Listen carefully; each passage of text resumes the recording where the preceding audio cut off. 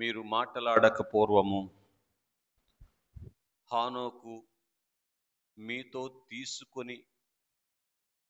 మీరు తీసుకుని వెళ్ళబడేటువంటి స్థితిలోనికి రాలేకపోయాడు అనే సంగతిని నైనా మేము గ్రహిస్తూ ఉన్నాం.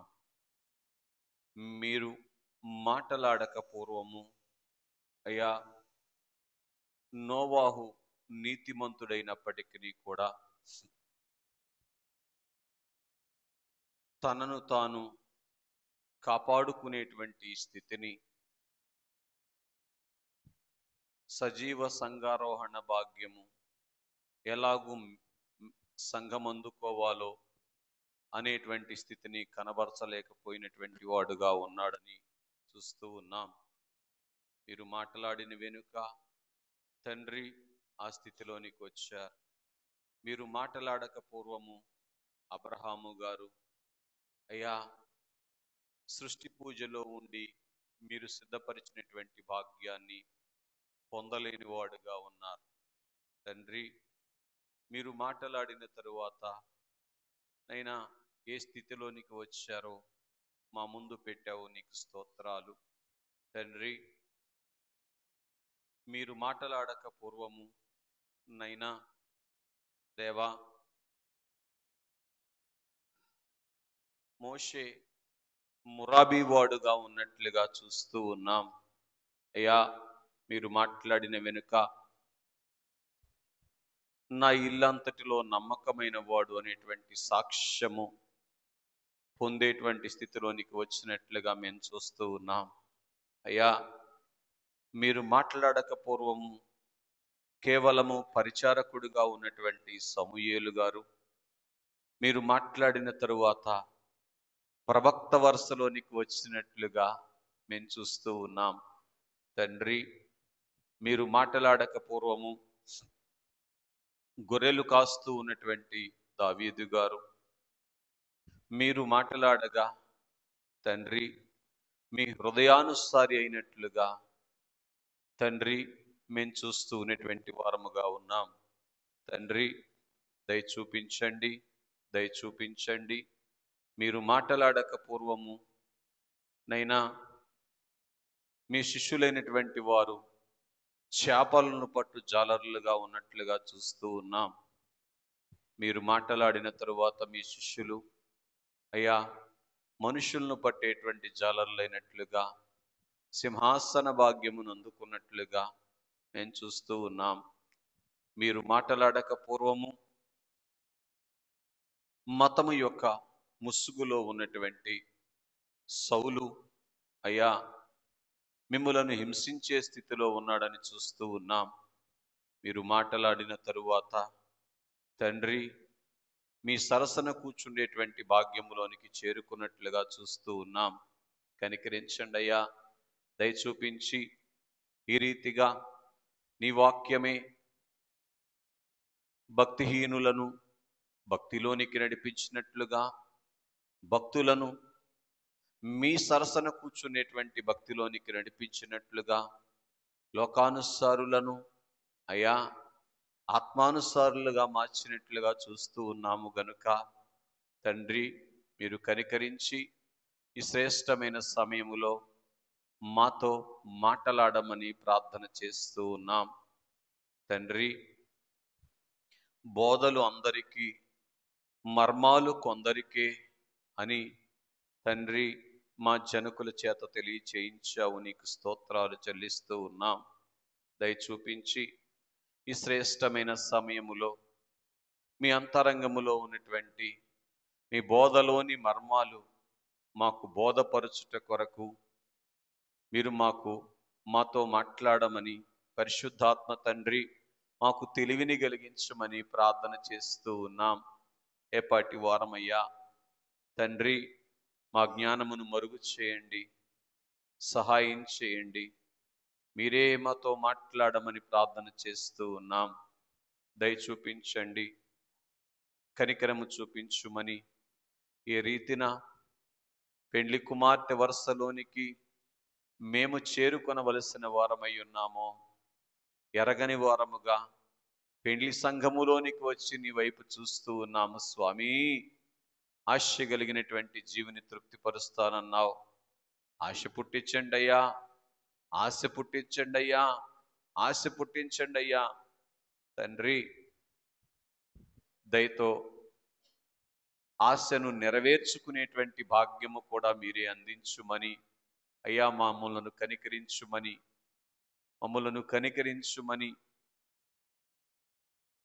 మా యొక్క బలహీనతల వైపు చూడక తండ్రి, మీ కృప చొప్పున మమ్మలను కరుణించుమని మాతో మాట్లాడుటకు దిగి వచ్చిన వాక్యనామధారి అయిన క్రీస్తు యేసు వారి పేరట ప్రార్థించి స్తుతించి వేడుకొనుచున్నాము మా ప్రియ పరలోకపు తండ్రి.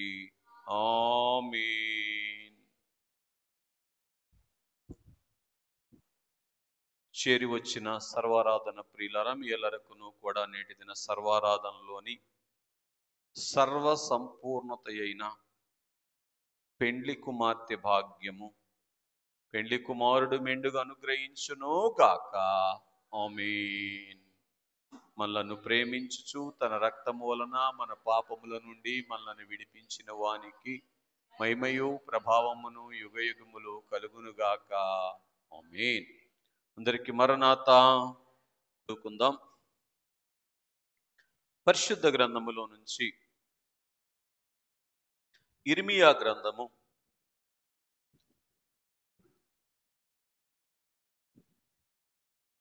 48వ అధ్యాయము 10వ వచనములో ఉన్నటువంటి 2వ భాగాన్ని చదువుకుందాం. రక్తము ఓడ్చకుండా ఖడ్గము దూయువాడు శాపగ్రస్తుడగునుగాక. మళ్ళీ చదువుతున్నాను, చూడండి. రక్తము ఓడ్చకుండా ఖడ్గము దూయువాడు శాపగ్రస్తుడగునుగాక. ఈ వాక్య భాగములో నుంచి దేవుడు మనతో మాట్లాడునుగాక. ఆమేన్. సరే, దేవుని ప్రియులరా,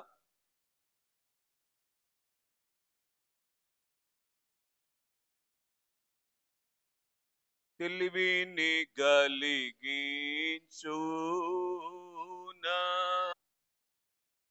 చదవబడినటువంటి వాక్య భాగములో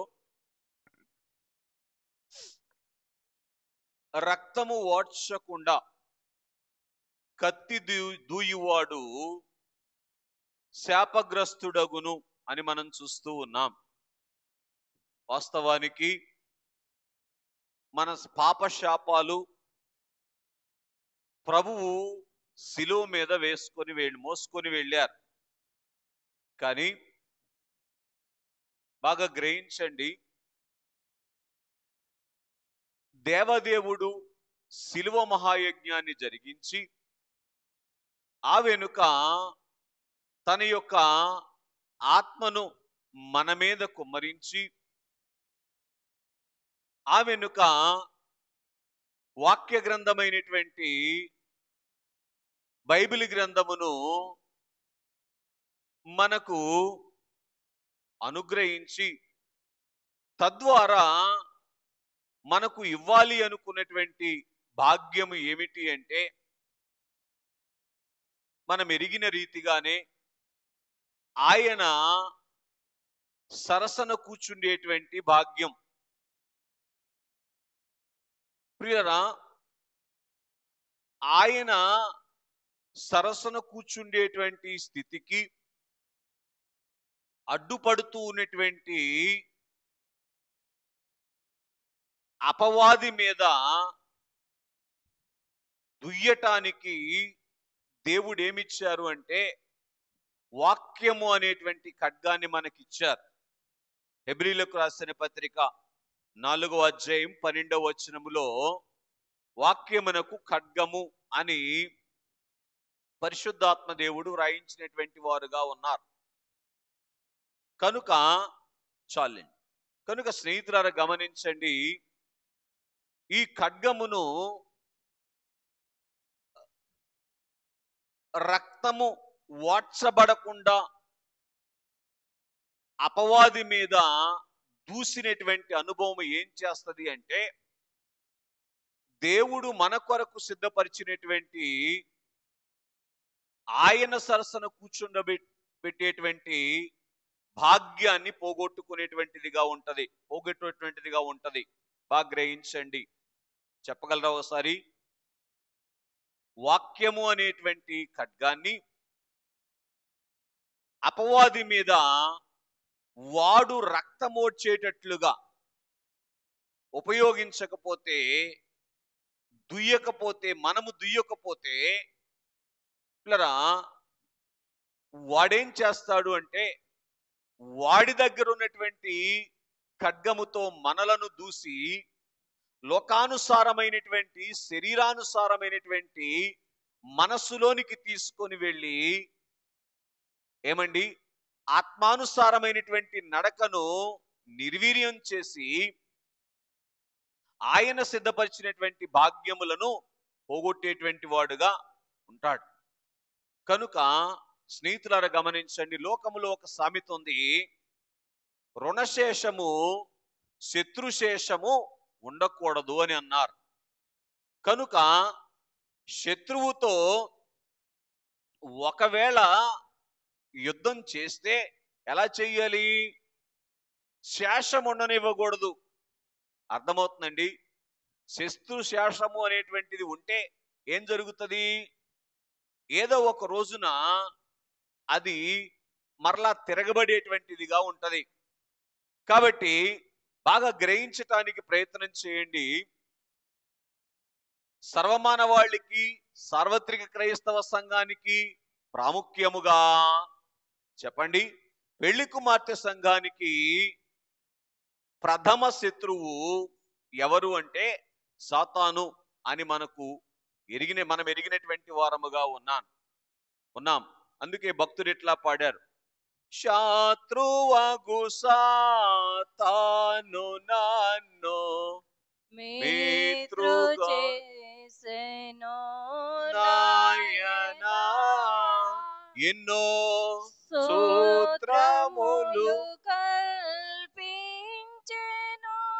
నా నేత్రములకు నాయనా, నన్ను దిద్దుము చిన్న ప్రాయము సన్నుతుండగు నాయనా. ఏమన్నారు మన జనకులు? శత్రువగు సాతాను. సాతాను తప్ప ఎవరిని శత్రువు అని దేవదాసయ్య గారు అనలేదు. కనుక స్నేహితులరా, ఈ శత్రువు అయినటువంటి సాతాను ఏం చేస్తాడంట? ఏమండి, మనలను మిత్రులుగా చేసుకోవటానికి ఎన్నో సూత్రాలు కల్పిస్తాడు. యేసు ప్రభువు మీద వాడు ప్రయోగించినటువంటి సూత్రం ఏమిటి అంటే, మత్తయి సువార్త 4వ అధ్యాయములో మీరు ఒకసారి పరీక్ష చేస్తే, ఒక ఎత్తైనటువంటి కొండ మీదకి తీసుకొని వెళ్ళి వాడు ఏమంటున్నాడంటే, నీవు 6వ వచనం, నీవు ఇక్కడి నుంచి క్రిందకు దుముకు, పూర్తి చేయండి. ఆయన నిన్ను గూర్చి తన దూతలకు ఆజ్ఞాపించును, నీ పాదములకు ఎప్పుడైనను రాయి తగలకుండా వారు నిన్ను చేతులతో ఎత్తుకొందురు. చూసారా ఎంత ఏమండి అపవాది కుయుక్తితో మాట్లాడుతూ ఉన్నాడో? ఎందుకు ఈ మాట జ్ఞాపకం చేశారంటే, ఈ రీతిన అనేకమైనటువంటి సూత్రాలు వాడి దగ్గర ఉన్నాయి.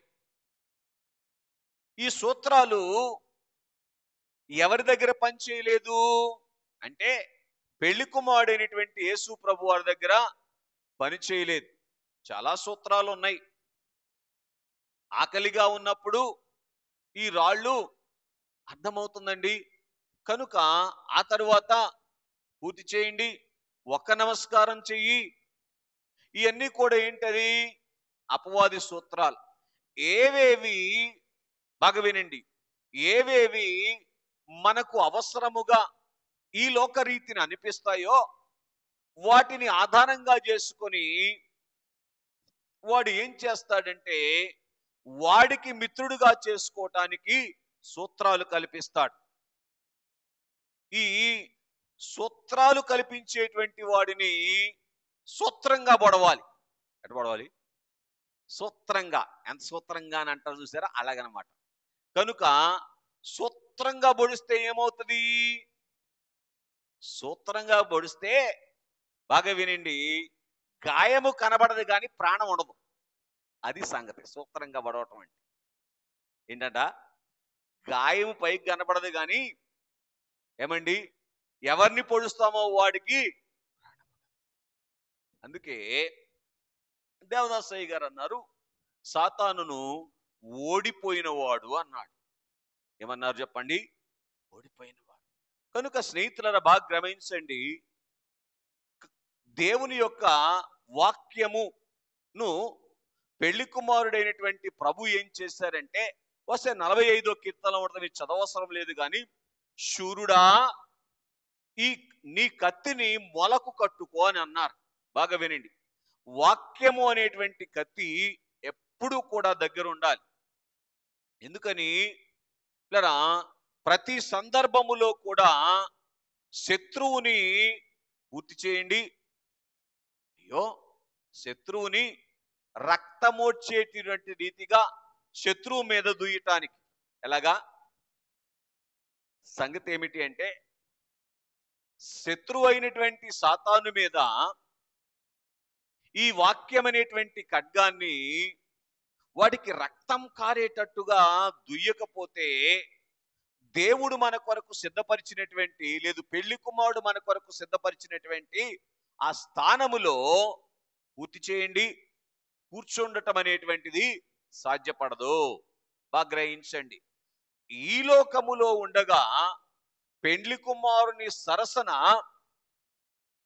కూర్చుండేటువంటి స్థితిలో మనం ఉంటే, ఆ లోకములో పెండ్లి కుమారుని సరసన కూర్చుండేటువంటి భాగ్యాన్ని సంపాదించుకుంటాం. ఈ లోకములో పెళ్లి కుమారుని సరసన కూర్చోవటం అంటే అర్థం ఏంటి?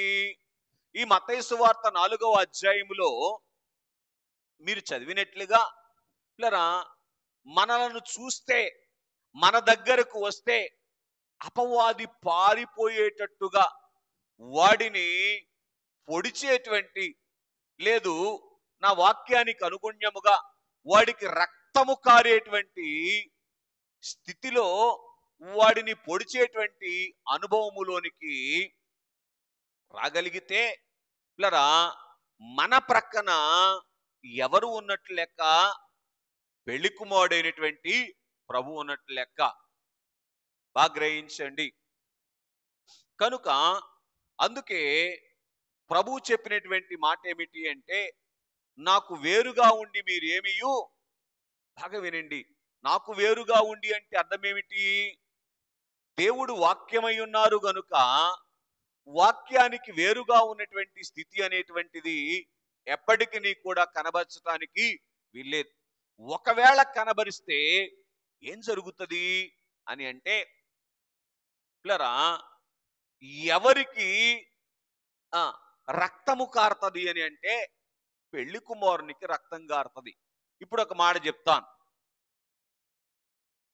ఈ మధ్య కాలంలో నేను వినేటువంటి సంగతి, ఒక సేవకుడు, పెద్ద సంఘం కలిగినటువంటి వ్యక్తి, ఈ పెద్ద సంఘము కలిగినటువంటి వ్యక్తి, ఆ అయ్యగారు, ఆ సేవకులైనటువంటి వారు విజిటింగ్ అవర్స్ ఏర్పాటు చేశారు. అంటే పెద్ద సంఘాల్లో మరి వ్యక్తిగతంగా ప్రార్థన చేయటానికి అన్ని సందర్భాల్లో అవకాశం ఉండదు కదా.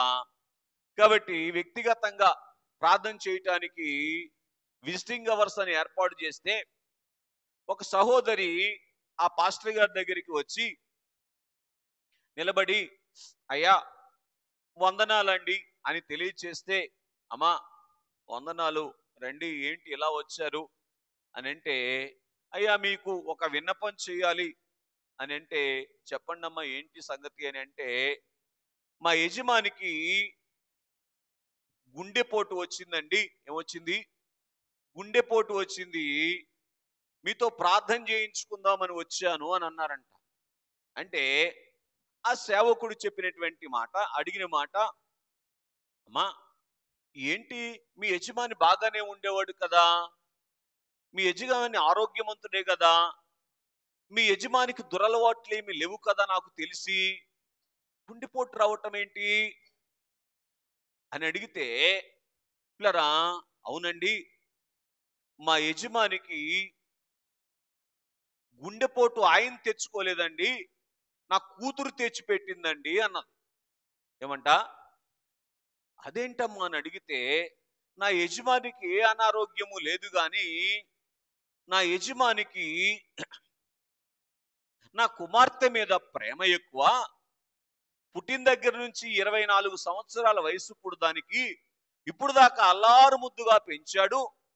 దాన్ని చాలా గొప్ప స్థితిలో కూర్చుండబెట్టాలి అనేటువంటి ఆలోచన కలిగినటువంటి వాడుగా ఉన్నాడు. బాగా వినండి.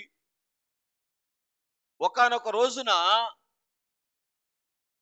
నా కూతురు నా దగ్గరికి వచ్చి, అమ్మా నేను ఫలానా వ్యక్తిని ఆ ప్రేమించాను కాబట్టి ఆ నువ్వు పెళ్లి చేస్తే ఆ వ్యక్తితో నాకు పెళ్లి చేయమని చెప్పు, చెయ్యి, లేకపోతే నేను నా దారి నేను చూసుకుంటాను అని అంటే, అమ్మో అదేంటమ్మా అంత మాట అనేసావు, పక్క గదిలో మీ నాన్న నిద్రపోతున్నాడు, పక్క గదిలో మీ నాన్న నిద్రపోతున్నాడు. ఈ మాట ఆ తండ్రికి వింటే ఆ గుండె ఆగిపోద్దమ్మా అందంట. అంటే ఆ కూతురు చెప్పిన మాట, అది ఎప్పుడో ఒకప్పుడు ఆగిపోయే గుండెలే, కానీ నా ఆ గుండె కొరకు నా గుండెలో నింపుకున్నటువంటి దాన్ని వాడిని నేను విడిచిపెట్టలేను అని అందంట. ఈ మాట ప్రక్క గదిలో ఉన్నటువంటి తండ్రి వచ్చి ఈ శబ్దానికి తలుపు దగ్గర నుంచి నించొని వింటనాడు. అక్కడే కుప్పకూలిపోయాడు. బాగా వినండి, బాగా వినండి.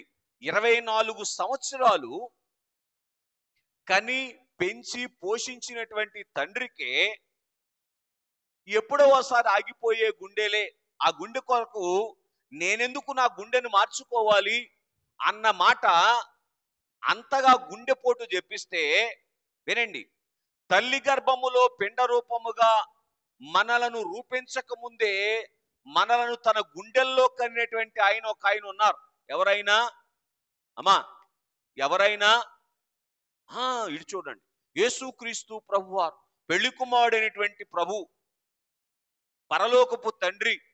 అర్థమవుతుందండి? ఈ తండ్రి పిల్లరా మన గురించి ఏమి ఆలోచన చేస్తా ఉన్నాడు? అత్యున్నతమైనటువంటి భాగ్యం మనకి ఇవ్వాలని ఆలోచన చేస్తూ, ఏమండి, ఆ అత్యున్నతమైనటువంటి భాగ్యాన్ని, అత్యున్నతమైన భాగ్యం అంటే ఏది నాన్న? ఆయన పక్కన కూర్చునేటువంటి భాగ్యం. ఆ భాగ్యం మనకి ఇవ్వాలని ఆలోచన చేస్తూ, ఆ భాగ్యాన్ని మనము సంపాదించుకోవటానికి ఈ వాక్యాన్ని తీసుకొని వచ్చి ఏం చేశారు? ఒక కత్తిలాగా మనకి ఇచ్చారు. ఎందుకని? తెలుసు ఆయనకి, శత్రువు అయినటువంటి సాతాను ఉన్నటువంటి లోకములో నా పిల్లలు ఉన్నారు కాబట్టి వీళ్ళు ఈ వాక్యముతో, వాక్యం అనేటువంటి ఖడ్గాన్ని వాడి మీద దూసి, ఏమండి, వాడికి రక్తము కారేటట్లుగా చేసి, ఏమండి, నా ప్రక్కకు వచ్చి కూర్చుంటారు అనేటువంటి ఉద్దేశముతో ఈ వాక్యం ఇచ్చారు. కనుక ఇట్లా చూడండి, వింటున్నారా? ఇట్లా చూడండి స్నేహితులరా, ఈ వాక్యాన్ని ప్రక్కన పెట్టి బాగా వినండి, లోకానుసారమైనటువంటి అపవాది కలిగించేటువంటి మనస్సు మనము తెచ్చుకుంటే పూర్తి చేయండి. ఆయన గుండె పగులుద్దా? ఆయన గుండె సంతోషిస్తుందా? చెప్పండి ఒకసారి. ఏమండి, ఆలోచన చేస్తున్నారా ఎవరైనా? ఈ వాక్య ధ్యానములో ఉండగా దేవుడు నా జ్ఞానానికి అందిస్తున్నటువంటి సంగతి, గెస్సమనే తోటలో యేసు ప్రభు వారికి చెమటగా నీరు రావాల్సింది ఏమొచ్చిందండి? ఏమొచ్చింది? రక్తం వచ్చింది. ఎందుకు వచ్చిందో? ఎందుకు వచ్చిందో తెలుసా? భక్తులు చెప్పినటువంటి మాట, ఆయన గుండె గెస్సమనే తోటలోనే పగిలిపోయింది అన్నారు. ఎందుకనో చెప్పగలరా? ఆయన ముందు పెట్టబడినటువంటి గిన్నెలో ఉన్నటువంటి సర్వమానవాళి యొక్క పాప సంకటాన్ని చూసి, అయ్యో, అనాదిలో అనాదిలోనే నేను ఇదిగో నా ప్రక్కన కూర్చునేటువంటి భాగ్యము కొరకు ఆలోచన చేసి కలుగ చేసినటువంటి నా బిడ్డలైనటువంటి వారు పూర్తి చేయండి, ఎంత భయంకరమైనటువంటి స్థితిలో ఉన్నారా అనేటువంటి సంగతి చూడగానే, ఎంత భయంకరమైనటువంటి స్థితి! ఆ గిన్నెలో ఉన్నటువంటి స్థితి అంతా కూడా ఎవరిది కదా? ఈ స్థితిలో ఉన్నారా అనేటువంటి స్థితిని చూడగానే ఆయన గుండె అక్కడే పగిలిపోయిందంట. గుండె పగిలిపోతే ఏం జరుగుతుందో తెలుసా? రక్తము నీరు ఏకమైపోద్ది. కాబట్టి శరీరములో నుంచి రావలసినటువంటి సేదగా రావలసినటువంటి నీటికి బదులు ఆయనకు రక్తం వచ్చినట్లుగా మనం చూస్తూ ఉన్నాం. కనుక స్నేహితులను గమనించండి, ఈ వాక్యం అనేటువంటి ఖడ్గాన్ని దుయ్యవలసిన రీతిగా దుయ్యకపోతే ఏంటండి? ఏమండి, యుద్ధంలో అందరికీ జయం వస్తుందండి? నాన్న వింటున్నావా? అందరికీ జయం వస్తుందా? రాదు కదా. ఎవరికి వస్తుంది? కత్తి దుయ్యవలసినటువంటి రీతిగా దూసినటువంటి వాళ్ళకే బాగా వెండి జయం వస్తుంది, అవునా? కనుక దుయ్యవలసినటువంటి రీతిగా ఈ కత్తి దుయ్యకపోతే ఏమవుద్దో తెలుసా? ఇట్లా చూడండి, ఏమవుద్దో తెలుసా? ఆ కత్తి ఏం చేస్తుందంటే దూసిన వాడికే తగులుద్ది. ఎవరో తగులుద్ది? అర్థమవుతుందండి? కనుక అలాగున ఈ శాపగ్రస్తమైనటువంటి స్థితి లోనికి వెళ్ళవలసినటువంటి అపవాది మీద కత్తి దుయ్యకపోతే ఏం జరిగిపోద్దో తెలుసా? వాడున్నటువంటి స్థలములోనికి వెళ్ళేటువంటి స్థితే పూర్తి చేయండి. దుయ్యవలసినటువంటి రీతిగా కత్తి దుయ్యనటువంటి వారికి జరిగిపోతుంది. అర్థమవుతుందండి? వింటున్నారా? బాగా అర్థం చేసుకోవడానికి ప్రయత్నం చేయండి. కనుక తండ్రి అంటే ఎవరు చెప్పండి? తండ్రి అంటే బిడ్డ యొక్క గుండె. తండ్రి అంటే ఏమండి? బిడ్డ యొక్క శరీరం. తండ్రి అంటే బిడ్డ యొక్క రక్తం. అవునా కాదా? ఆ తండ్రిలో నుంచే కదా అందరం వచ్చాం, అవునా కాదా?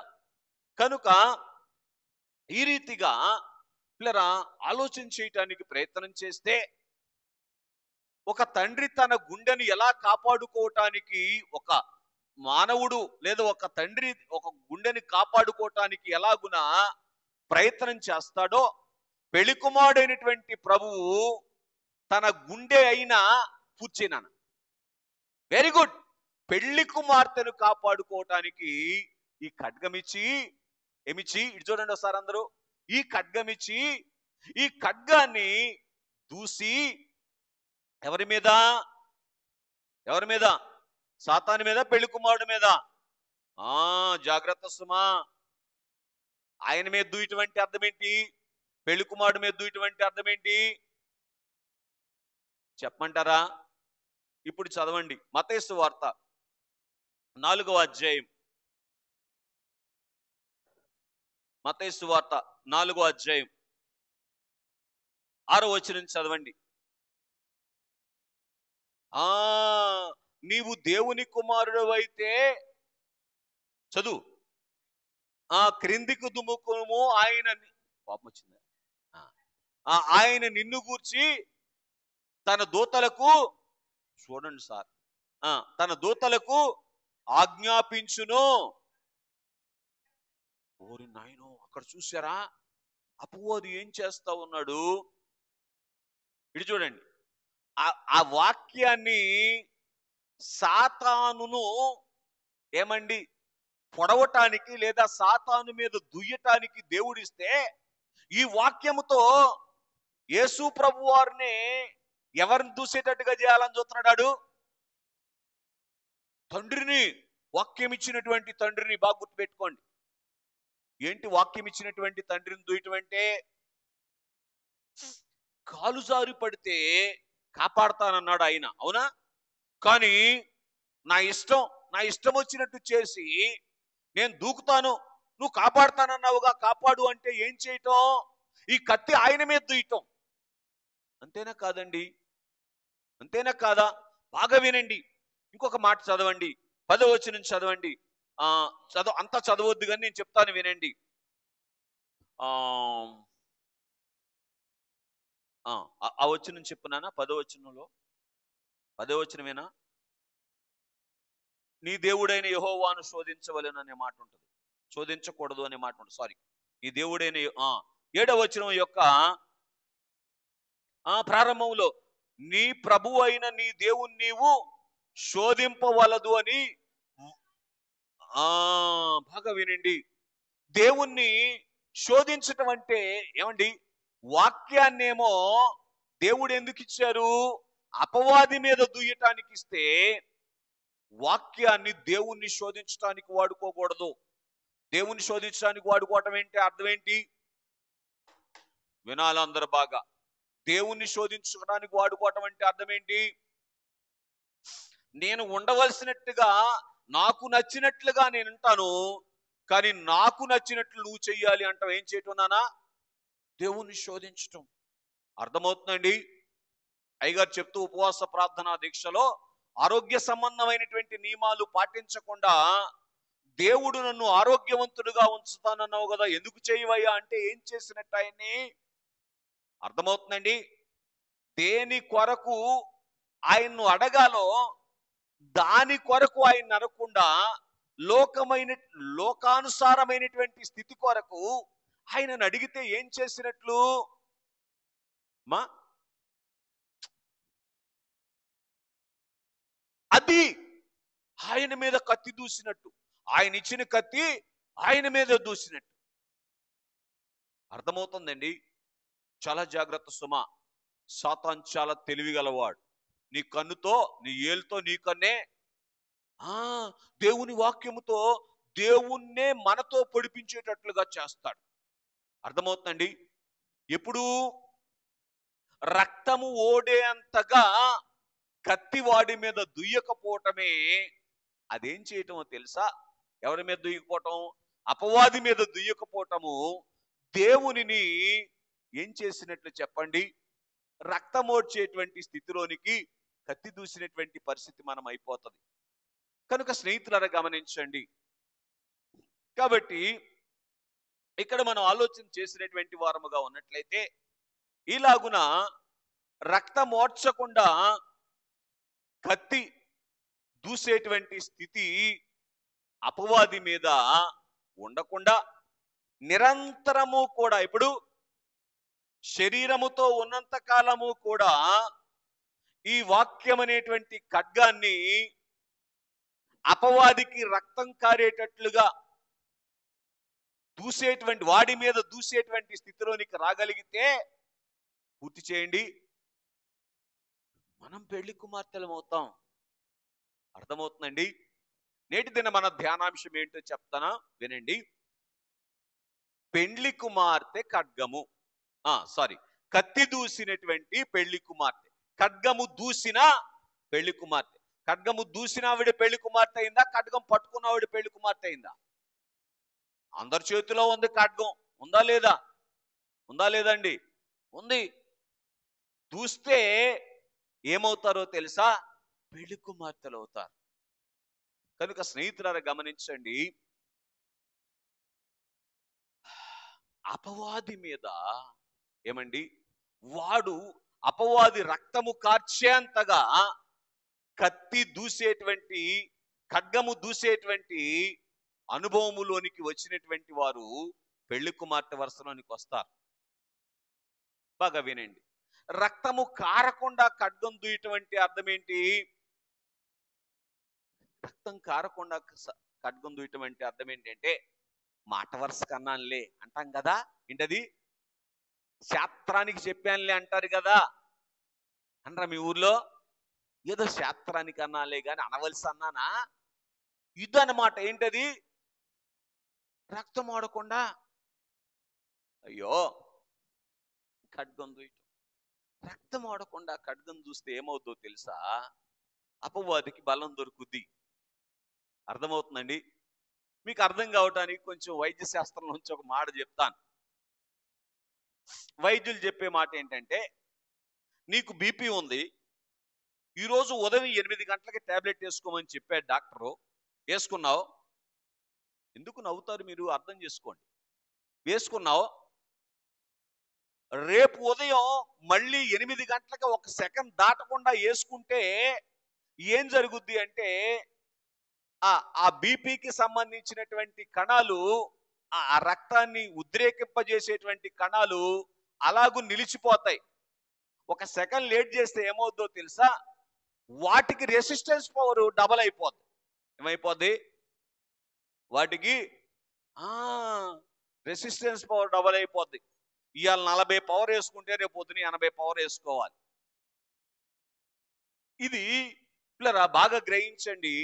మన వాక్యానికి అన్వయించుకోగలిగితే, దేవుని యొక్క వాక్యాన్ని అపవాది రక్తం ఓడేటట్లుగా ఏమండి మనం వాడి మీద దియ్యకుండా ఏదో అలవాటు ప్రకారం సాతాను ఎదిరింపులు చేస్తారా, లేకపోతే సాతాను ఎదిరింపులు చదువుతారా?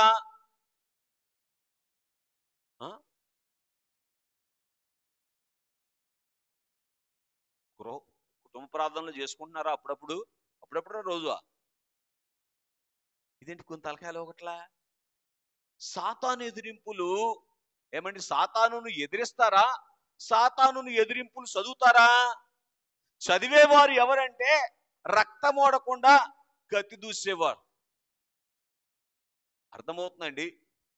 సాతానును ఎదురుగా పెట్టుకొని ఆ ఎదిరించే వాళ్ళు ఎవరంటే రక్తం ఓడేటట్టుగా ఎవరు చెప్పండి? పూర్తి చేయండి. కత్తి దూసేవారు. ఇంకో మాట చెప్పనా? అయ్యగారు పాడుతూ ఏమన్నారంటే,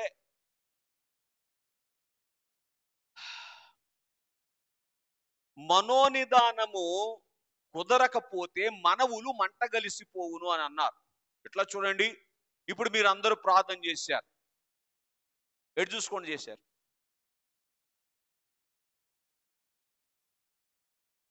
ఎటు చూసుకోండి చేశారు? మన ఎదుట యేసు ప్రభు ఉన్నటువంటి స్థితిని నువ్వు కూడా చేసినట్టున్నావుగా. వాయిస్ ఉంది, మనకి వచ్చేస్తుంది. ఏ వాయిస్లు చేసి నాకు వినపడుతుంది. కనుక మన ఎదుట యేసు ప్రభు ఉన్నటువంటి స్థితిని చూసి ఆయన నా ప్రార్థన వినటానికి వచ్చారు. పూర్తి చేయండి. ఆయన నా ప్రార్థన చేయాలా? వినటానికి వచ్చారని చేయాలా? నా ప్రార్థన నెరవేర్చడానికి వచ్చారు అనేటువంటి ఉద్దేశంతో ఆయన వైపు చూస్తూ చేస్తే అదేంటంటే సాతానుకి రక్తమోడేటట్టుగా మనం కత్తి దూసినట్టు. అర్థమైందండి? అప్పచెప్పేసామనుకోండి పాఠం, ఏం ఉపయోగం? అది సంగతి. బాగా గ్రహించండి. కనుక రక్తము వాడకుండా కత్తి దూయటం అంటే ఇదే. ఏంటి అంటే సాతానుకు తగలాలి అనేటువంటి ఉద్దేశముతో సాతాన్ని ఎదిరించకుండా ఉండటం. ఏమండి, నా ప్రార్థన దేవుని యొద్దకు చేరాలి అనేటువంటి రీతిగా ఆ మనస్సుతో ప్రార్థన చేయకుండా ఉండటం. రక్తము వాడకుండా కత్తి దూయటం. ఇదేమైపోద్ది? అయ్యో చదివారు కానీ నాకేమైపోద్ది? శాపగ్రస్తులు అయ్యేటువంటి స్థితి. అంటే అర్థం ఏంటంటే శాపము ఉన్నటువంటి వారు ఏ స్థితిలోనికి వెళ్తారో ఆ స్థితిని అనుభవించేటువంటి ప్రమాదములోనికి వెళ్ళిపోతుంది. కనుక బహు జాగ్రత్తగా ఆలకించటానికి ప్రయత్నం చేయండి. పెండ్లి కుమార్తె ఎప్పుడూ కూడా ఏం చేయాలి చెప్పండి? రక్తం ఓడేటట్లుగా ఏమండి అపవాది మీద కత్తి తీయాలి. ఎందుకని? పెళ్లి కుమారుడైనటువంటి ప్రభువు పర్వాలేదులే, కాసేపు ఈయన పక్కన ఉండొచ్చు అని సాతాను అనుకునేటట్టుగా ఎదిరించాడు ఎప్పుడైనా? ఈ బైబిల్లో ఎట్లాగుంది ఏంటి? 11వ వచనంలో ఏమి రాశారు? మత్తయి సువార్త 4:11లో, అయ్యో అంతటా వాడు పారిపోయెను అని ఉంది నా బైబిల్లో. లేదా అంతటా వాడు ఆయనను విడిచిపోగా, అంటే విడిచిపోయేటట్టుగా ఎదిరించారా? లేదు కత్తి దూశారా? పర్వాలేదులే కాసేపు వినటానికి బాగుంది అని ఉండేటట్టుగా దూశారా? కనుక పెళ్లి కుమార్తె కూడా ఏం చేయాలి అని అంటే, బాగా వినండి, అపవాది ఇట్లా చూడండి, మన ప్రక్కన ఒక్క నిమిషం ఉంటే మీకు తెలుసా, దేవుడు మనకు సిద్ధపరిచినటువంటి భాగ్యాన్ని పూర్తి చేయాలి. అందుకోవటం అనేటువంటిది మనకి సాధ్యపడదు. దేవదాసయ్య గారు శరీరముతో ఉన్నంత కాలము కూడా బేతేల్ హౌస్ యొక్క వరండాలో కూర్చొని ఉండేదంట భూతం. లోపలికి రావటానికి దారి లేదంట. ఎందుకు? కిటికీలు కావాలా, తలుపులు కావాలా రావటానికి? ఎందుకు దారి లేదు మరి? వెళ్తే నెత్తురుగా అర్థగా, వెళ్తే ఏమవుద్ది? తప్పిదారి ఒకసారి వచ్చిందంట, ఎట్టెళ్ళిపోవాలి అని మళ్ళీ ఏడ్చాడంట. అయ్యా ఎట్టో కట్ట నన్ను పంపించేయ్యా అని. ఎవరు? సాతాను. ఎట్టో కట్ట నన్ను పంపించేయ్యా. ఎప్పుడన్నా అన్నాడు ఆవిడచి? అసలు వచ్చిన స్థితి కనబడుతుందా?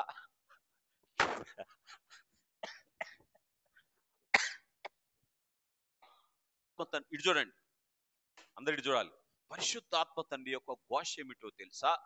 జగత్తుకు పునాది వేయబడక ముందే మనలను ఆయన ఎంత ఉన్నతమైనటువంటి స్థితిలో, ఎవరన్నా మనందరినీ కూడా ఎంత ఉన్నతమైనటువంటి స్థితిలో చూడాలని ఆయన ఉద్దేశపడ్డారో ఆ స్థితిలోనికి తీసుకొని వెళ్ళాలి అనేటువంటిది ఆయన ఉద్దేశం.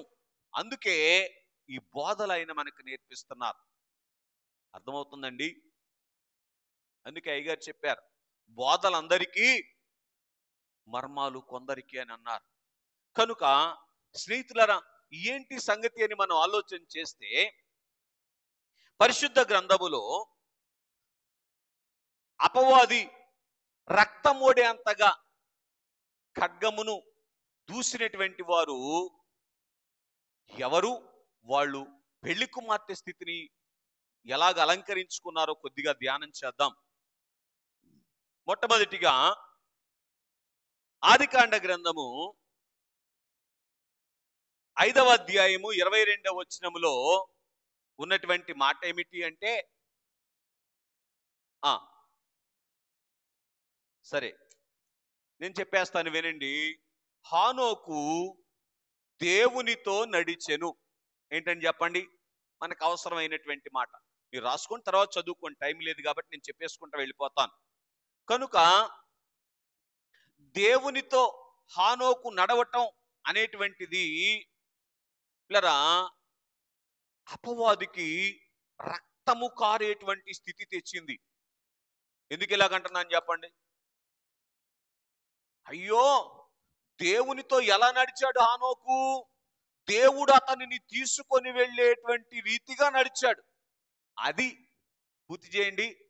రక్తమోడేటట్టుగా ఖడ్గము దూయటం అంటే. ఏ ఖడ్గం దూశాడు హానోకు గారు? చదవండి, చదవద్దులేండి, రాసుకోండి, టైం అయిపోయిందిగా. యోహాను సువార్త 14వ అధ్యాయం 6వ వచనములో, నేనే మార్గము. గుండె మీద చేయండి, గుండె అందరికీ. గుడికి వచ్చా గుండెటి కాడ పెట్టేశారండి. కనుక నేనే మార్గం అని నా ప్రభువు చెప్పారు గనుక నేను ఆయన చేతిలోనే చేయి వేస్తాను. పూర్తి చేయండి. ఆయన అడుగులోనే అడుగు వేసి నడుస్తాను అనేటువంటి స్థితిలో ఏమండి 300 సంవత్సరాలు ఏం చేశాడు హానోకు గారు? నడిచినటువంటి వారుగా ఉన్నారు. కనుక ఈ ఏంటి హానోకు నడవటానికి ఆధారం? ఈ వాక్యం అనేటువంటి ఖడ్గాన్ని పట్టుకున్నాడు. అపవాది వచ్చి ఎన్ని ఊదుంటాడో, ఊతాడు వద్దా? నువ్వేంటి మాలో నీతి అంటున్నావు, మాలో భక్తి అంటున్నావు, పక్క అమ్మటోళ్ళు ఎకరాలు ఎకరాలు సంపాదించుకుంటుంటే, పెద్ద పెద్ద బిల్డింగులు కడుతుంటే ఏమండి అంటాడా? పోనీ నీ కుటుంబం ఏమన్నా నీ అమ్మట వస్తుందా అని ఉంటాడా అని ఉండడా? అడిగారు ఎప్పుడన్నా హానోక్ గారిని? వెళ్ళాక అడుగుతారా? ఇక్కడ ఉన్నప్పుడు కూడా ఏం చేయొచ్చు? అవునా, అంత ఎక్స్పీరియన్స్ ఉందా? దేవుడు నా సంఘాన్ని దీవించును కాక. గదిలోకి వెళ్ళి కూర్చుంటే హానోక్ గారిని పంపించమంటే పంపిస్తారైనా, నోవహు గారిని పంపించమంటే పంపిస్తారైనా, ఎవరితోనైనా ముచ్చట్లు ఆడుకోవచ్చు. అర్థమైందండి? సాధు సుందర్ సింగ్ గారు అన్నారు, మీరు ఆడుకుంటారో వాడుకుంటారో మీ ఇష్టం అన్నారు. అంత స్థితి తెచ్చిచ్చాడు మీ అయ్యగారు మీకు అని. ఎవరు అయ్యగారు నాన్న? ఎవరు అయ్యగారు? అయ్యో, మన అయ్యగారు దేవదాస్ అయ్యగారు. ఏం తెచ్చారు? మనం గదిలో కూర్చుంటే ఏమండి అంత గొప్ప స్థితిని తీసుకొని అందుకోవచ్చు అనేటువంటి సంగతిని ఏం చేశారు?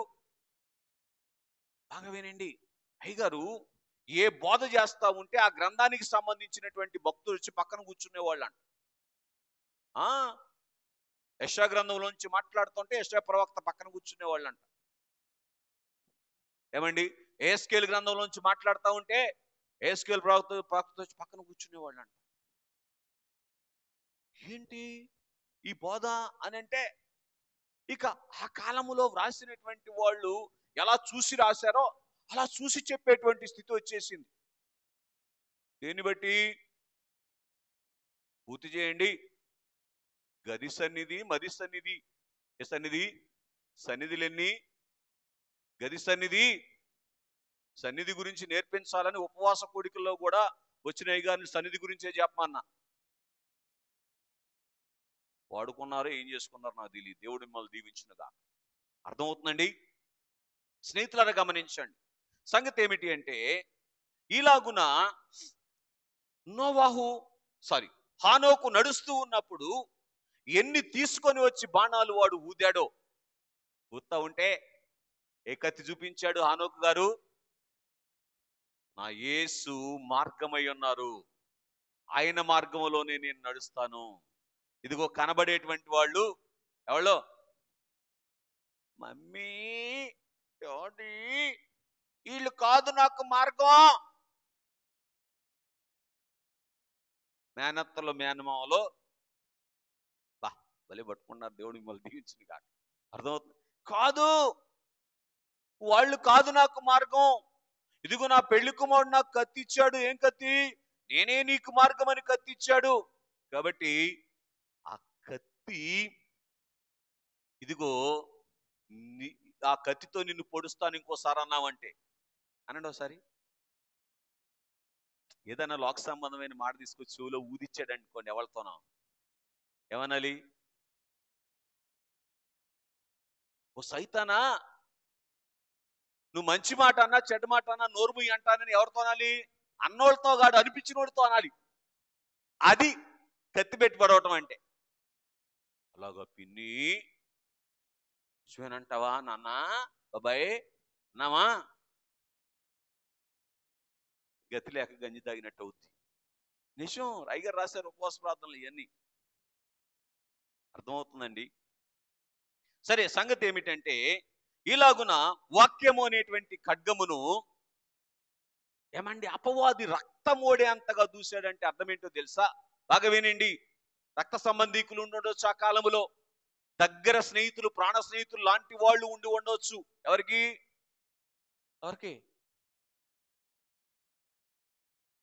నిన్న మా సార్ని పెళ్లికి ఎమ్మటి పెట్టుకెళ్ళా. నాతో ఎవరు పెద్ద మాట్లాడట్లా, అదర్ కావిల్చుకున్నారు. ఆయన పూర్ణ ఇంతమంది ఫ్రెండ్స్ ఉన్నారు ఏంటో అనుకున్నాను నేను. దేవుడు ఆయన దీవించును గాక. అదొక వరం. అది వరమా కాదా? కనుక స్నేహితులారా గమనించండి. అంతగా దగ్గరగా ఉండేటువంటి వాళ్ళు అనేకులు ఉండవచ్చు. కానీ పిల్లరా, వారిని ఎంతవరకు ఉంచాలో అంతవరకు ఉంచేటువంటి స్థితిలో ఉంచటమే అపవాదికి రక్తమోటం. ఎందుకు వాడు తెచ్చి పక్కన పెడతాడు? కలేసుకోవటానికి. అంతేనా? భక్తిహీనులను భక్తులు పక్కన తెచ్చి ఎందుకు పెడతాడు వాడు? మన బాగా ఎలాగా బాగా ప్రేమించే వారిని ఎందుకు మన పక్కన పెడతారు? వాళ్ళలో ఏదో బలహీనత ఉంది, అది తీసుకొచ్చి, అర్థమవుతుందండి, మనకు రక్తం ఓడేతాడు చేయటానికి. అంతేగా ఒకరోజు ఏం జరుగుతుంది? ప్రకటన గ్రంథం 7వ అధ్యాయంలో బహుశా ఏం రాయబడింది? ప్రతి వారి కన్నీటి బాష్ప బిందువులైనా తుడిచివేసేటువంటి పరిస్థితి, ఆ స్థితిలోనికి తీసుకున్నారు. అమ్మో, ఏంటో పెళ్లి కూతురు గురించి బోధలు విన్నాం, ఇక్కడికి వచ్చి కూర్చున్నాం ఏంటని రేపు పొద్దున అర్థమవుతుందండి. అదే రక్తం కాచడం అంటే. కనుక స్నేహితులారా గమనించండి, అలాగున హానోకు వాక్యం అనేటువంటి ఖడ్గమును అపవాది మీద రక్తం ఓడే అంతగా దూచాడు. అంటే అర్థం ఏంటంటే, ఇటు చూడండి, ఇటు చూడండి, ఒక్కరితో కూడా రాజీ పడలా, ఒక్క విషయంలో కూడా రాజీ పడలా, అది రక్తం ఓడే అంతగా ఖర్చు. ఏంటండి, ఒక్కరితో కూడా, ఒక్క విషయంలో కూడా, ఇంకో మాట చెప్పినానా, ఒక్కసారి కూడా రాజీ పడలా. ఎన్ని సంవత్సరాల్లో? 365 ఇయర్స్, 365 సంవత్సరాలు శరీరంతో జీవిస్తేనంత ఒక్కళ్ళతో ఒక్కసారి కూడా కలిసి నడవల. రక్తం కారి ఉంటుందా అపవాదికి? పేగులు బయటకు వచ్చి ఉంటాయా? రావాలి. అది ఈ వాక్యం అనేటువంటి ఖడ్గాన్ని అలాగా వాడగలిగితే అప్పుడు ఏమవుతుందని చెప్పండి? సరే, మీరు చదవవసరం లేదు కానీ 24వ వచనంలో ఉంది, దేవుడు అతనిని తీసుకొని పోయెను. అంటే దేవుని యొక్క, పూర్తి చేయండి, రూపంలోనికి వచ్చేసాడు. దేవుని రూపంలోనికి రావటమే ఏం చెప్పండి? పూర్తి చేయండి, పెళ్లి కుమార్తె అంతస్తును సంపాదించుకోండి. కాబట్టి స్నేహితులరా, సరే సమయం పరిగెట్టేసింది, చాలా వివరం ఉంది కానీ చాలా విషయాలు కూడా త్వరగా చెప్తాం, ధ్యానం చేసుకుందాం. పరిశుద్ధాత్మ తండ్రి సహాయం చేయునుగాక. ఆదికాండ గ్రంథము 6వ అధ్యాయము 22వ వచనములో పిల్లరా, నోవాహు అనేటువంటి భక్తుడు ఏం చేశాడు అంటే కత్తి దూశాడు. ఎక్కడి నుంచి వచ్చింది ఈ కత్తి? మత్తయి సువార్త 7వ అధ్యాయము 24వ వచనంలో ప్రభు ఏమన్నారు? బైబిల్ చూడకుండా చదవండి, బైబిల్ మిషన్ వాళ్ళారా. Very good. ఈయన మాటల చొప్పును చేయు ప్రతివాడును అని అంటూ 25వ వచనం ఏమన్నారో తెలుసా? ఇటు చూడండి, వాన కురిసెను, వరదలు వచ్చెను, గాలి విసిరి ఆ ఇంటి మీద కొట్టెను, కానీ అది పడలేదు. ఇటు చూడండి, ఇటు చూడండి, వర్షం కోసం ప్రార్థన చేశారుగా, సంతోషం. వినండి, వాన వస్తుంది, వరద వస్తుంది, గాలి వస్తుంది. ఎవరికి వస్తుంది? అందరికి వస్తుంది. దేనికి వస్తుంది? ఆత్మీయ జీవితానికి వస్తుంది. వానంటే అర్థం ఏంటి? అయ్యో, పరలోకములో నుంచి దేవుడు పంపించేటువంటి పరిశోధన. వరదంటే అర్థం ఏంటి? లోకము ద్వారా వచ్చేటువంటి శోధన. గాలి అంటే అర్థం ఏంటి? గాలి అంటే అర్థం ఏంటండి? అది మన ఫ్రెండ్గా మనకడ తిరిగి గాలోడు, గాలోడు పంపించేటువంటి శ్రమలు. ఎవడు గాలోడు? కనుక దేవుని పిల్ల, ఈ మూడు బాగా వినండి, ప్రతి విశ్వాస జీవితంలో కూడా ఎదురవుతాయి. ఈ ఎదురైనప్పుడు పడకుండా నిలబడగలగాలి. అర్థమవుతుందండి? అర్థమవుతుందండి. పడకుండా నిలబడాలి అంటే ఏం చెయ్యాలి అంటే ఆయన చెప్పారు, ఏమండి, వాక్యము అనేటువంటి బండ మీద పునాది వేయాలి. కనుక ఈ వాక్యము అనేటువంటి ఖడ్గాన్ని ఏం చేశారు? నోవాహు గారు పట్టుకున్నారు. అర్థమవుతుందండి? నేను నా ప్రభువు చెప్పింది చెప్పినట్టు చేస్తానన్నాడు. చదవండి, 6వ అధ్యాయం 22వ వచనం. సరే, అక్కడ ఏముంటదంటే, అతనికి ఆజ్ఞాపించిన ప్రకారము, ఇటు చూడండి అండి, ఇందులో కూడా రక్తమోటం ఉంది. ఆజ్ఞాపించిన చేస్తామా చేయమా? చేస్తాం. కానీ అన్ని చేస్తామా? ఆజ్ఞాపించినట్టు చేస్తామా? అది ఆజ్ఞాపించినట్టు, ఆజ్ఞాపించిందంతా. అర్థమవుతుందండి?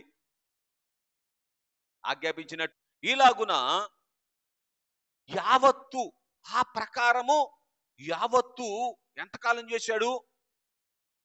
120 సంవత్సరాలు. Not one day. ఎంతట? ఓరి నాయనో, అంటే నోవా ఓడగట్టినంత టైం పీరియడ్ అండి. మీరు మొక్కలు మార్చిపోకండి, బైబిల్ చదివితే అర్థమవుతుంది. కనుక ప్రశ్న వేస్తున్నారు ఇట్లా అని. కనుక స్నేహితులను బాగా గమనించండి, ఆలోచన చేయడానికి ప్రయత్నం చేయండి. ఈలాగున ఏమండి వాక్యం అనేటువంటి ఖడ్గాన్ని పూర్తి చేయండి. అపవాది రక్తం ఓడే అంతగా ఏమండి నోవాహు గారు చూశారు. ఏ వాక్యం అనే ఖడ్గాన్ని పూర్తి చేయండి. ఈ నా మాటల చొప్పున చెయ్యి అని వాక్యం ఇచ్చారు కదా ఆయన, అదే పట్టుకున్నారు. ఎవరిచ్చారు ఆయన? పెళ్ళికుమారుడా సాతానుడా? పెళ్ళికుమారుడు ఇచ్చినటువంటి మాట ప్రకారం దుయ్యాలా, సాతాను ఇచ్చిన మాట ప్రకారం దుయ్యాలా? కాబట్టి ఏ స్థితిలోనికి వచ్చాడో తెలుసా? 7వ అధ్యాయం 16వ వచనంలో ఉంటది, దేవుడంట ఓడలోనికి వచ్చారంట. పోయిన వారం కూడా దీనికి సంబంధించి ఒక మాట జ్ఞాపకం చేశారు. దేవుడు ఏం చేశారంట అండి? చూసారా? ఎవరున్న వాడలోనికి? నోవాహు ఉన్నటువంటి వాడలోనికి. అర్థమవుతుందండి? వచ్చారు కనుక ఏం జరిగింది? సజీవముగా ఉన్నారు. అర్థమవుతుందండి? సజీవముగా మేఘమెక్కేటువంటి భాగ్యము రావాలి అంటే ఏం చేయాలి ఇప్పుడు? అయ్యో, వాక్యం అనేటువంటి ఖడ్గాన్ని అపవాది మీద వాడు రక్తము కార్చే అంతగా దూసినటువంటి అనుభవంలోనికి రావాలి. అలాగ వాడినటువంటి నోవాహు గారు పెళ్లి కుమార్తె వరుసలోనికి వచ్చారు. సమూయేలు మొదటి గ్రంథం 15:22 కూడా దీనికి అన్వయమైనటువంటి రెఫరెన్స్ ఉంటది. తర్వాత చదువుకోండి. రైట్. ఆ తర్వాత మార్కు రాసినటువంటి సువార్త 9వ అధ్యాయం 23వ వచనములో, నమ్ముట నీ వలనైతే నమ్మువానికి సమస్తము సాధ్యము అని ప్రభువు చెప్పారు. ఈ మాటను ఒక పెళ్లి కూతురు పట్టుకుంది. ఎవరో తెలుసా? ఆదికాండం 15వ అధ్యాయము 6వ వచనములో నోవాహు అనేటువంటి పెళ్లి కుమార్తె ఏం పట్టుకుంది? నమ్ముట నీ వలనైతే నమ్మువానికి సమస్తము సాధ్యమని నా పెళ్లి కుమారుడు నాకు ఏమిచ్చారు? వాక్యాన్ని ఇచ్చారు. దానిని నేను పట్టుకుంటాను. నేనే వరుసలోనికి వస్తాను, నీతిమంతుడిని అవుతాను. అదే కదా అక్కడ రాయబడిన మాట ఆదికాండం 15:6లో. కనుక నువ్వేంటి పెద్ద నీతిమంతుల్లాగా అంటున్నావు? నిన్నటిదాకా సృష్టి పూజ చేసావు కదా, నిన్నటిదాకా అక్కడ ఉన్నావు కదా, అది చేసావు కదా, ఇచ్చేసావు కదా అని అపవాది ఊతా ఉంటే ఏ కత్తి పెట్టి పొడిచాడు అబ్రాహాం గారు? నమ్ముట నీ వలనైతే నమ్మువానికి సమస్తము సాధ్యము అని నా ప్రభువు చెప్పారు, నేను నమ్ముతున్నాను అని పొడిచేశాడు. నెత్తురు గారిపోయింది. నెత్తురు గారిందంటానికి గుర్తేంటి? అయ్యో అంటానికి గుర్తేంటంటే, బాగా వినండి, 25 సంవత్సరాల ప్రయాణములో ఏమండి ఏ కోరిక నెరవేర్చాలి అని నెరవేర్చుకోవాలని వచ్చాడో నెరవేరకపోయినప్పటికీ కూడా అంతే కొడుతానే ఉన్నాడంట. అది దేవుడు నా సంఘాన్ని దీవించిందిగా.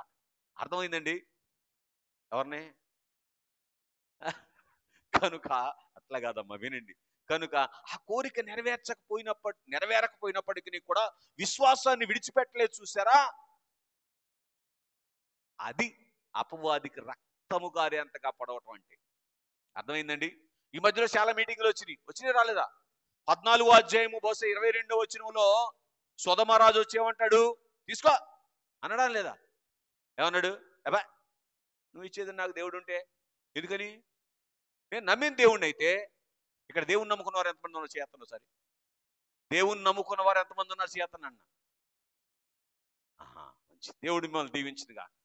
దేవుడు ఇచ్చినవి తీసుకుంటున్నారా? ఎన్నవుతున్నారు చెప్పాలి. బాగా గ్రహించండి. ఏమన్నాడు తెలుసా? దరా నువ్వేంటి నన్ను ధనవంతుని చేసేది అనే మాట అనగానే అపవాదికి ఏమై ఉంటది? రక్తం గారిపోయి ఉంటది. ఎట్టొకట్ట అబ్రహాముని సొదొమ ధనవంతుడు చేశాడు అని అబ్రహాము గారు రేపు నుంచి సొదొమ పూజిస్తాడు నిన్ను కళ్ళగన్నాడు. వాడు కన్నాడా కలేదా? అయిపోయిన ఎత్తురు గారింది అడిగి. అర్థమవుతుందండి? నేను నమ్ముకుంది దేవుణ్ణి, ఆయన నన్ను ధనవంతుని చేయాలనుకుంటే చేస్తాడు. రెండో మాట అనకూడదా? అడుక్కు తినేవాడుగా చేయాలనుకుంటే గట్టిగా అంటే ఈ మాట చివరి మాట వద్దాది. దైవ భక్తాళికి కదా. స్నేహితులారా గమనించండి, ఆలోచన చేయటానికి ప్రయత్నం చేయండి. ఇలాగున ఏమండి తాను ప్రేమించినటువంటి లోతు వెళ్ళిపోతా ఉంటే ఏమండి తనను వెంబడిస్తున్నటువంటి శారా మార్గము తప్పిస్తా ఉంటే ఏమండి, హాగరు ద్వారా శోధన ఎదురైతే ఎన్ని ఎదురైనప్పటికీ కూడా నేను ఆయన నమ్మాను, ఆయన నిలబెడతాడు, ఆయన అంతే అనండి ఒకసారి. ఆ ఈ ఖడ్గాన్ని వాడాడు. ఏం చూసుకొని భక్తి చేస్తున్నావయ్యా? ఇంట్లో శుభ్రంగా ఉందా, ఒంట్లో శుభ్రంగా ఉందా, ఏమన్నా అనుకునే అయినయా అని ఊతున్నాడు లేదు అప్పుడప్పుడు ఆడొచ్చి వాళ్ళ ద్వారా వెళ్దాకా ఏమనాలి? ఆ దేవుడు నాకేమిచ్చాడు? కత్తి ఇచ్చాడు. ఏ కత్తి చెప్పినానా? నమ్ముట నీ వలనైతే నమ్మువానికి సమస్తము సాధ్యం అని చెప్పేశాడు. చేస్తాడు, ఆయన చిత్తమైన సమయంలో చేస్తాడు. చేయకపోతే ఆయన ఇష్టం, చేస్తే ఆయన ఇష్టం అన్నాడు. అయ్యో అయ్యగారు ఏమన్నారు? జరుగు కార్యముల వలన జరగకపోయినా నీకే కీర్తి, అంతే. అదే అపవాది మీద ఖడ్గం. అటువంటి ఏదో అనుకున్నాను కానీ సతికలు పడిపోయామా? అపవాది మీదగా దేవుని మీద ఖడ్గం చూసినట్టు అవుతుంది. మరి ఏం చేయను, వివరం ఏం చేయాలి ఇప్పుడు? సరేలేండి, చదివేస్తాను, మీరు ఇంటికి వెళ్ళి ధ్యానం చేసుకోండి, సమయం అయిపోయింది కాబట్టి. యోహాను సువార్త 15వ అధ్యాయం 7వ వచనములో ఉన్నటువంటి ఖడ్గాన్ని ఏమండి ఇస్సాకు గారు పట్టుకున్నారు. 24వ అధ్యాయం 63వ వచనములో ఏమండి 22వ అధ్యాయం 11వ వచనంలో పెళ్లి కుమార్తె స్థితిలోనికి వచ్చారు.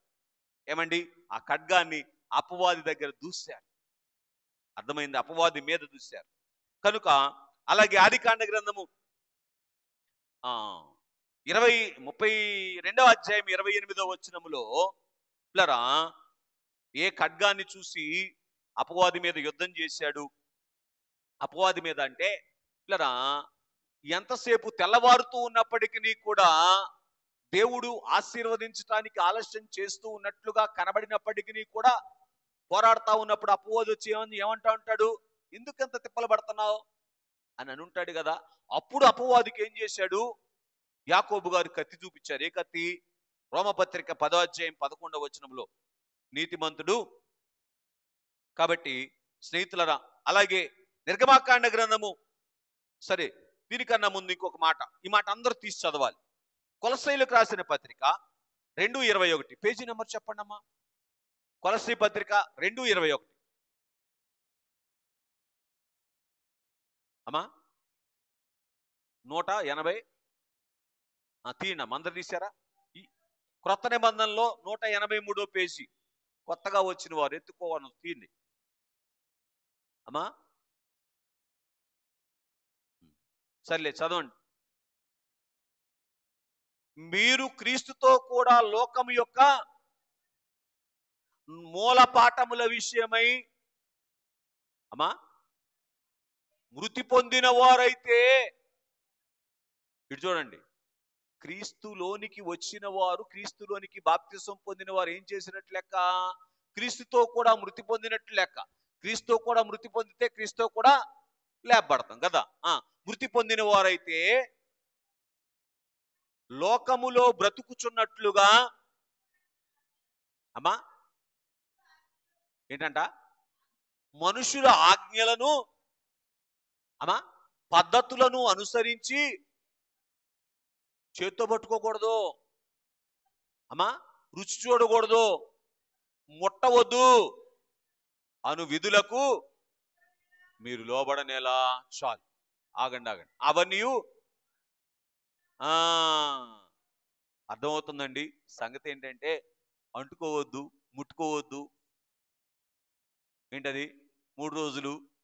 ఏంటది? మా ఇంటి పేరట వాళ్ళకి 15 రోజులు, 16 రోజులు. ఏంటి అంటే ఈ లోక సంబంధమైనటువంటి మూలపాఠాలు. ఈ మూలపాఠాలు ఆచరిస్తే ఏం చేస్తున్నట్లు లెక్క చెప్పాలి? క్రీస్తుతో కూడా మృతి పొందినటువంటి స్థితి, క్రీస్తుతో కూడా లేపబడనటువంటి, అంతేనండి. ఏంటి అర్థమవుతున్నారు? ఏమోనండి వీలేస్తారేమోనండి, కానీ ఏమైంది? అంతేనే కదా. వీలేస్తే ఈ నేలేయాలి కానీ ఆయన ఎందుకు వీలేస్తాం మనం? అంతేనే కదా. ఎట్లాగండి? ఈ ఈ ఈ ఈ వాక్యాన్ని ఖడ్గముగా పట్టుకున్నాడు ఎవరైనా? మోషే గారు. అర్థమవుతుందండి? పట్టుకొని ఏమండి దేవుడు చెప్పాడు, ఫరో ఎదురు నిలబడు అని అన్నాడు. మూలపాఠాలన్నీ పక్కన పెట్టాడు. ఏ మూలపాఠాలు? ఈ మూలపాఠాలు. లోకం చెప్పిన మూలపాఠాలు ఏంటి? ఏమో ఇంతకాలం పెంచి పెద్ద చేసి ఇన్ని చేస్తే చూసావా ఫరో మీద ఎదురు తిరిగాడు అనే మూలపాఠాలు బాగా ఊదుంటాడు. కానీ ఏం చేశాడు చెప్పండి? ఈ వాక్యం అనే ఖడ్గాన్ని ఉపయోగించాడు. ఆ దేవుని మాట నేను శిరస వహిస్తా అనేటువంటి మూలపాఠాన్ని ఉపయోగించినటువంటి మోషే 10వ అధ్యాయం 29వ వచనం, 33వ అధ్యాయం 11వ వచనం నిర్గమాకాండములో పెళ్లి కుమార్తె వరుసలోనికి వచ్చినట్టుగా మనం చూస్తున్నాం. అలాగే దినవృత్తాంతముల మొదటి గ్రంథం 16వ అధ్యాయం 21వ వచనములో ఉన్నటువంటి వాక్యం అనేటువంటి ఖడ్గాన్ని, అంటే నేను అభిషేకించిన వానిని ముట్టవలదు అనేటువంటి ఖడ్గాన్ని ఏమండి అపవాది మీద దూశాడు దావీదు గారు. సమూయేలు మొదటి గ్రంథము 26వ అధ్యాయం 11వ వచనములో ఏం జరిగిందో తెలుసా? సమూయేలు మొదటి గ్రంథం 16వ అధ్యాయం 12వ వచనములో పెళ్లి కుమార్తె వరుసలో కనపడుతున్నాడు, నేను కోరుకున్నవాడు ఇతడే. రైట్.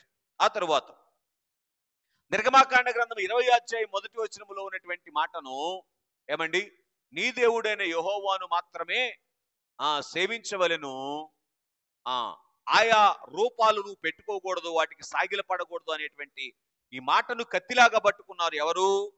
దానియేలు గ్రంథం 3వ అధ్యాయము 18వ వచనములో ముగ్గురు భక్తులైనటువంటి వారు 3వ అధ్యాయం 25వ వచనములో పెళ్లి కుమార్తె వరుసలోనికి వచ్చారు. అర్థమవుతుందండి? మరి అంత కరెస్ట్ అంటే అన్ని సందర్భాల్లో ఎట్లాగా అని అనకూడదు. మరి అంత కరెక్ట్ అంటే మనం పోతే అట్టగా అని అనకూడదు. అప్పుడే ఏం చేస్తాం? అపవాదికి రక్తం ఓడేటట్లుగా కత్తితో పొడిచిన వాళ్ళం అవుతాం. లేకపోతే చేతిలో ఉంటది, కానీ ఏ స్థితి అవుతుందో తెలుసా?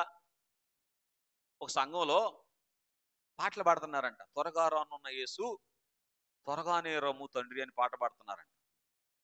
నల్లవాడు వచ్చి కిటికీ దగ్గర నుంచొని మరే పాడుతున్నారు, పాడండి ఇవన్నీ చిలక పలుకులేగా అన్నాడంట. ఏంటంట? ఇవన్నీ చిలక పలుకులేగా అంటే అర్థం ఏంటి? లోపల నుంచి వచ్చినవి కాదుగా, ఆయన రాశారు, వీళ్ళు ఏదో చదువుతున్నారు. అది అర్థమవుతుందా? ఇది అంతే అవుతుంది. అర్థమవుతుందండి? వాక్యాన్ని గురి చూసి అపవాది మీద ఎక్కుపెట్టి పొడవకపోతే ఇలారా పెళ్లి కుమార్తె అంతస్తులోనికి రావటం అనేటువంటిది సాధ్యపడదు. రైట్. మరి ఒకటిగా మత్తయి సువార్త 4వ అధ్యాయం 19వ వచనములో ఉన్నటువంటి మాటను పట్టుకున్నారు. ఒకప్పుడు చేపలు పట్టేవారు. 19వ అధ్యాయం 28వ వచనములో ఏమండి, పరలోకములో సింహాసనాన్ని కలిగినటువంటి వారుగా ఉన్నారు. ఏమండి, భూలోకాన్ని తల్లకిందులు చేసేటువంటి స్థితిలోనికి వచ్చారు. ఎవరాళ్ళు? శిష్యులా? మేమే అనకూడదా? ఎట్లాగా? ఎట్టంటే ఎట్టగా మరి ఇంకెప్పుడుకి అక్కడ వచ్చేసింది, అంత దూరం నుంచి వచ్చారు సార్. ఏనండి, కనుక స్నేహితులను గమనించండి. అలాగే యోహాను సువార్త 13వ అధ్యాయం 23వ వచనములో ప్రభు రొమ్మున అనుకొనుట అనేటువంటి స్థితిని ఖడ్గముగా పట్టుకున్నాడు, ఆ కత్తితో పొడిచాడు. యోహాను గారు 23వ వచనములో యేసు ప్రేమించిన శిష్యుడు అనేటువంటి అనుభవంలోనికి రాగలిగాడు. అదే పెళ్లి కుమార్తె అంతస్తు. ఇక ఫిలిప్పీ పత్రిక 1వ అధ్యాయం 19వ వచనములో భలే మాట ఉంటుందండి, చదువుతారా? ఫిలిప్పీ 1వ అధ్యాయము 19వ వచనం. ఫిలిప్పీ పత్రిక 1వ అధ్యాయం 19వ వచనం. త్వరగా చదవండి. ఏ విషయములోనూ సిగ్గుపడక అమ్మా అప్పటి వాళ్ళని ఇప్పుడును బోధించటం వలన, పూర్ణ ధైర్యంతో బోధించటం వలన, అది నా బ్రతుకు మూలముగానైనను సరే, చావు మూలముగానైనను సరే, అబ్బా క్రీస్తు నా శరీరమందు కనబరచబడాలి అనేటువంటి స్థితిని కత్తిలాగా పట్టుకున్నాడు. ఎవరైనా? పౌలు. ఏ భాగ్యంలోనికి వచ్చారో తెలుసా? కొరింథీయులకు రాసిన 2వ పత్రిక 12వ అధ్యాయం 9వ వచనంలో ఉంటది, నా బలము నీలో సంపూర్ణమవుతా ఉన్నాడు అన్నారు. ఎవరో? పెళ్లి కుమారుడు అయినటువంటి ప్రభు. అర్థమవుతుందండి? పెళ్లి కుమార్తె వస్త్రానికి వచ్చారు, కత్తి దూశాడు. ఏ కత్తి దూశాడు? అక్కడికి వెళ్తే చంపేస్తారు అని అంటా ఉంటే, నా బ్రతుకు మూలంగానైనా సరే, చావు మూలంగా అయినా సరే క్రీస్తు నా ద్వారా కనపరచబడాలి అబ్బా అనండి సరే రేపంటారా పిల్లవాళ్ళకి పెళ్లి అయ్యాకనంటే ఈలోపు మళ్ళీ బాధ్యతలు ఉన్నాయిగా అది సుమా నేడే ప్రభు వచ్చును అనుకుని వాడు ఇంత కరెక్ట్ చెప్తున్నారండి. చివరిగా రోమీలకు రాసిన పత్రిక 8వ అధ్యాయం 17-18 వచనాలు చదువుకోండి, తర్వాత ధ్యానం చేసుకోండి. అలాగే పేతురు రాసినటువంటి మొదటి పత్రిక ఏమండి మొదటి అధ్యాయం 7వ వచనములో ఏమండి శ్రమ ఎదురైనప్పుడు వాడేటువంటి కత్తులు కనపడుతున్నాయి అక్కడ. ఏంటండి శ్రమ ఎదురైనప్పుడు వాడేటువంటి కత్తులు ఉన్నాయి అక్కడ. ఇంటికి వెళ్ళి చదువుకోండి, నాకు ఫోన్ చేసి వాక్యం చెప్పండి, అందులో ఉంది. ఈ మాటలు ప్రభు దీవించునుగా. రైట్. ప్రకటనలో